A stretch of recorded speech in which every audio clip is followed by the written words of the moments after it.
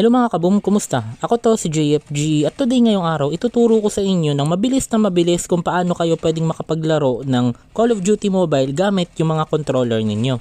So para sa video na to, dalawang controller yung nagamit ko. Una is itong PS4 controller at pangalawa naman is itong Genshin T4 Pro na controller na dati hindi siya gumagana pero recently lang yata naging supported na siya ng Call of Duty Mobile.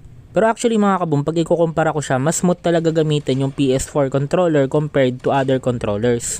Na-feel ko kasi wala siyang lag at walang delay compared pag nung gamit ko yung Genshin T4 Pro na nafe-feel ko talaga may lag at may konting delay siya. Pero anyway, simulan na natin. So actually pag gamit nyo yung PS4 controller, sobrang simple lang naman ang gagawin nyo.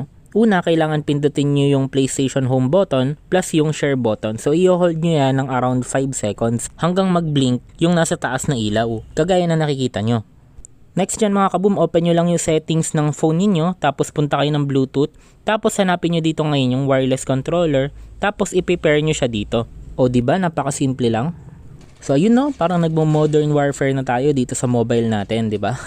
So hindi lang ako sigurado mga kaboom kung pati yung mga budget controller is compatible na rin. Pero kagaya nga nasabi ko, yung Genshin T4 Pro is dati hindi siya compatible sa Call of Duty Mobile, hindi gumagana yung controller pag naglalaro ng COD. Pero ngayon gumagana na siya. So kung mayroon kang budget controller, pwede nyo siyang itry. Comment down below para at least alam ko din. So anyway mga kaboom, hopefully nakatulong sa inyo to. Don't forget to like, comment, and subscribe. Ingat kayo palagi at maraming salamat.